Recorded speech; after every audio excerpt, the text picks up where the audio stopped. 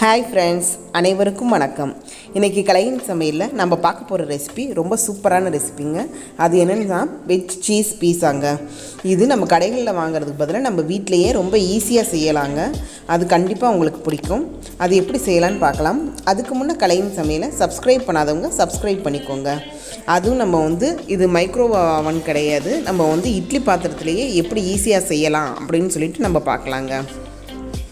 இதுக்கு ஒரு பவுலில் ஃபஸ்ட்டு ஒரு 200 ml நம்ம தண்ணி எடுத்துக்கலாங்க. தண்ணி எடுத்துகிட்டு இது மாதிரி ஈஸ்ட் உங்களுக்கு ரெடிமேடாக விற்கும். அந்த ஈஸ்ட் ஒரு ஸ்பூன் எடுத்துக்கலாங்க. அது நம்ம வார்ம் வாட்டர் இருக்குங்களே அதில் தான் ஊற்றணுங்க. நம்ம கோல்டு வாட்டர்லேயோ நார்மல் வாட்டர்லேயோ ஊற்றக்கூடாது. நல்லா கொஞ்சம் வெதுன்னு சூடான தண்ணியில் நம்ம ஊற்றணும். அதோட 2 ஸ்பூன் அளவுக்கு ஜீனி போட்டு நல்லா மிக்ஸ் பண்ணி விட்டுக்கலாங்க. அப்போ தான் நமக்கு ஈஸ்ட் நல்லா ரெடி ஆகும். இது ஈஸ்ட் ஆக்டிவேட் ஆகிறதுக்கு 10 மினிட்ஸ் ஆகும். அந்த நேரத்தில் நம்ம மாவு எடுத்து வச்சு பீஸாக்கு நம்ம மைதா மாவு எடுத்துக்கலாங்க. மைதா மாவு ஒரு 300 கிராம் எடுத்துக்கலாம். அதோட உப்பு தேவையான அளவுக்கு எடுத்துக்கலாங்க.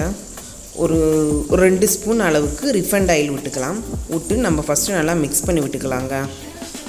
மிக்ஸ் பண்ணி விட்டுட்டு அதுக்கப்புறம் நம்ம ஈஸ்ட் மிக்ஸ் பண்ணி வச்சுருக்கோம் இல்லையா, அந்த தண்ணியை விட்டு நல்லா மாவு பிணைஞ்சிக்கலாங்க. நம்ம எப்படி பூரி மாவு பிணையுமோ அந்த அளவுக்கே நம்ம பதத்துக்கு பிணைஞ்சிக்கலாம்.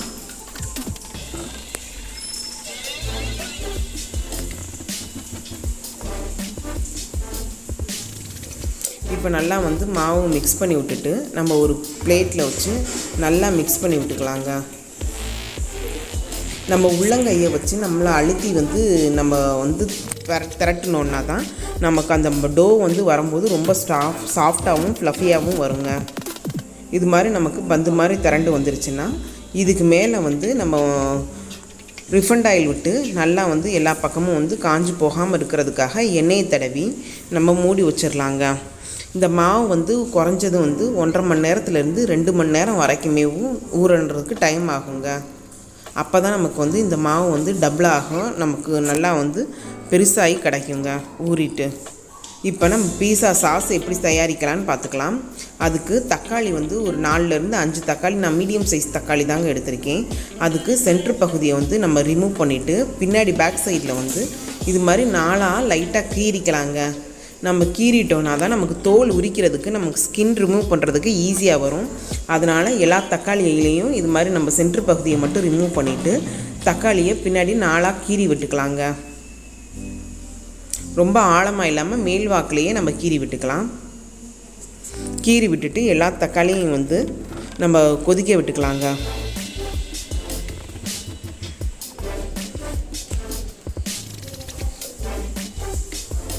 அதோட காரத்துக்கு நான் ஒரு பெரிய சைஸ் வெங்காயம் எடுத்திருக்கேங்க. அதையும் ரஃப்பாக நம்ம கட் பண்ணிவிட்டு அதையும் நம்ம தண்ணியில் வேக வச்சுக்கலாங்க.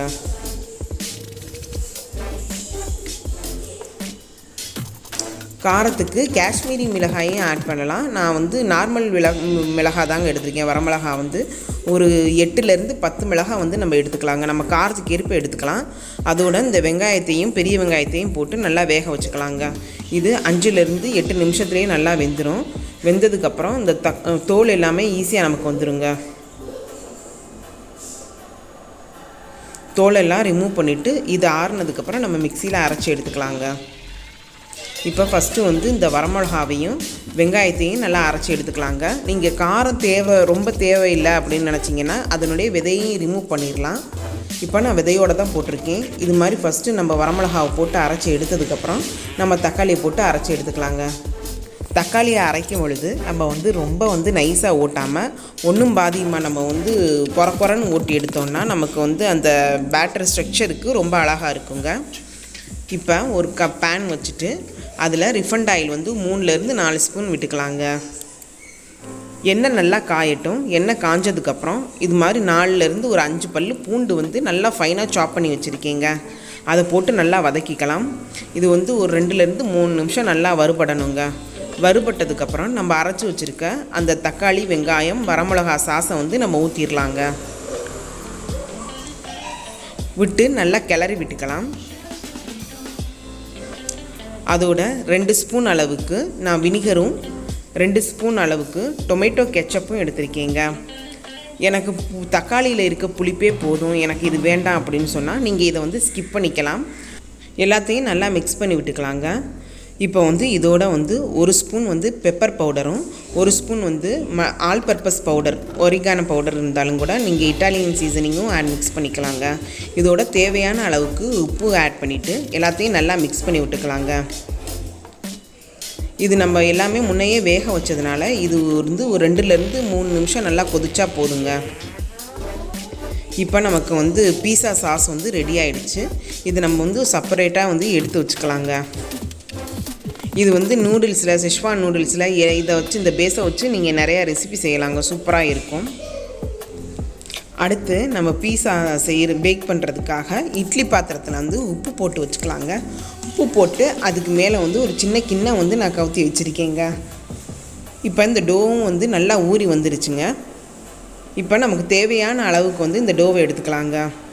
அதுக்கு முன்னே நம்ம எந்த பிளேட்டில் வந்து நம்ம பேக் பண்ண போகிறோமோ அந்த பிளேட்டில் வந்து நம்ம பட்டர் தடவி வச்சுக்கலாங்க. அப்போ டோ நமக்கு ஒட்டாமல் நமக்கு ஈஸியாக வந்துடும். இப்போ தேவையான அளவுக்கு எடுத்துகிட்டு கையிலேயே நம்ம நல்லா பரப்பி விட்டுக்கலாங்க. ரொம்ப தின்னாகவும் இல்லாமல் ரொம்ப வந்து தடிமனாகவும் இல்லாமல் மீடியம் சைஸ்லேயே நம்ம கையிலேயே வந்து எல்லா பக்கமும் ஈஸியாக ஸ்ப்ரெட் பண்ணி விட்டுக்கலாம். ஸ்ப்ரெட் பண்ணி விட்டுட்டு நம்ம ரெடி பண்ணி வச்சுருக்க இந்த பீஸா சாஸை வந்து அப்ளை பண்ணிக்கலாங்க. ஃபஸ்ட் லேயர் இந்த பீஸா சாஸு அவ்வளோ டேஸ்ட்டாக சூப்பராக இருந்துச்சுங்க. அடுத்து வந்து நான் இதுக்கு வந்து வெஜிடபிள்ஸ் வந்து mushroom, capsicum, onion, sweet corn, paneer எல்லாமே எடுத்திருக்கேங்க. நீங்கள் வந்து உங்களுடைய விருப்பம் தாங்க. இதுக்கு என்ன வெஜிடபிள்னாலும் உங்கள் ஆப்ஷனல் தான். நீங்கள் என்ன விருப்பப்படுறீங்களோ ஆட் பண்ணிக்கலாங்க. இப்போ ஸ்வீட் கார்னு, கேப்சிகம் வந்து நான் க்ரீன் கலர் எடுத்திருக்கேன். அதோட ஆனியன் வந்து நான் எல்லாமே ஸ்லைஸாக கட் பண்ணியிருக்கேங்க. அதையும் ஆட் பண்ணிக்கலாங்க.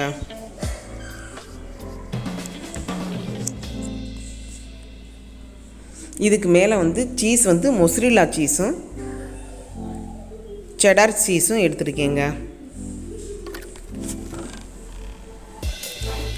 எந்த அளவுக்கு சீஸ் நீங்கள் ஆட் பண்ணுறீங்களோ அந்தளவுக்கு ரொம்ப பசங்க விரும்பி சாப்பிடுவாங்க. அதனால் நீங்கள் உங்களுடைய விருப்பம் தான் சீஸ் எந்த அளவுக்கு போடுறீங்களோ. நான் வந்து குழந்தைங்க சாப்பிட்றனால கொஞ்சம் நிறையாவே போட்டிருக்கேங்க.